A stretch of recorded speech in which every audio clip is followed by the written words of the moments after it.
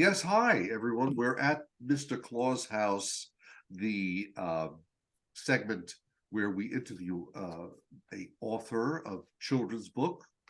As you know, we are interested in giving as much light to those individuals that are capable of inspiring children to the kind of mission that we're involved in, bringing out the best that they can. And the stories are always inspiring and interesting and fun, especially fun. That's the idea. So today we're going to be interviewing. Let's make sure that I have with that we're on both of our. There we are. We're interviewing Erin Falligant. I apologize to the audience for my little nasal congestion, and hopefully I could be as clear as possible, but it'll be my challenge. Anyway, Erin, thank you for coming. Thanks for having What me. part of the country am I reaching here? This is So I'm in Madison, Wisconsin. We have snow on the ground already. Oh my goodness, is that right? Dude, yes. Something children like myself absolutely love, considering I came from the Alps.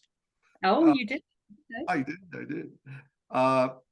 So, Erin, let's talk about the book. First of all, today the book we're talking about is called Beats. Beats, the amazing kitten. So, tell me a little bit about what inspired you to do this.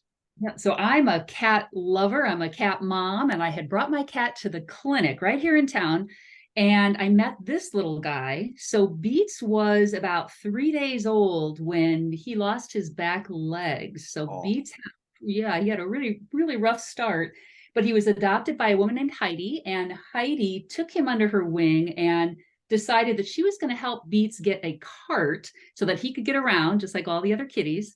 So she was doing a fundraiser for Beats when I happened to walk into the clinic, and I had a brainstorm. I said, what if we wrote a book about Beats? And all the proceeds from the book went toward helping him get a cart that would help him get around like all the other kitties.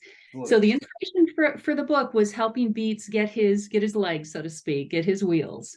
So that's how it started. Okay. And that's not how it ended. So as an author, I write a lot of fiction books, and usually I know before I write the first sentence how the story is going to end. And I like to impart lessons. So I have characters who face challenges, and I like to think about how they grow and learn as they're facing those challenges.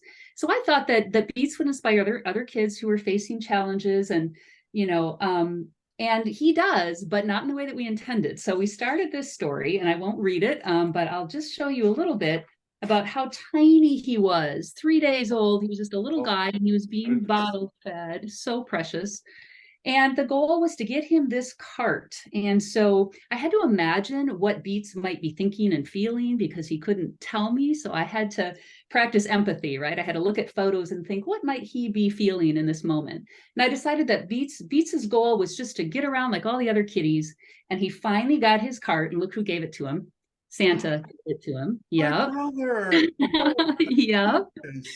Yeah. So Beats is sitting on his lap, and he gets his cart. He finally gets his cart. So that's a big moment. But things didn't go as planned, and that cart was kind of a struggle for Beats. It was hard to get around, and he felt kind of slow and kind of heavy. And so what his mom discovered was he actually did better without the cart. And so then we had to decide, so where's the story going now? If it's not about him getting a card, where's it going now? And what we decided was Beats learned something that I want every child to learn too when they read this book. So the book was written in first person. So Beats is going to talk to you in just a moment. We decided that his mom would tell him a secret. And the secret was that no cat is just like every other cat. Every cat is different. Every cat does things in his or her own special way. Some cats can't see leaves dancing in the breeze, but Beats can. Some cats can't smell the earth or taste the wet grass, but Beats can. Some cats can't feel the sunlight on their faces, but Beats can. So he's not as fast as some cats, but he's a lot faster than other cats, especially when chasing birds and bugs. So then we have this is the page that this is really what Beats learns. He learns that maybe mom was right all along. I'm not just like any other cat.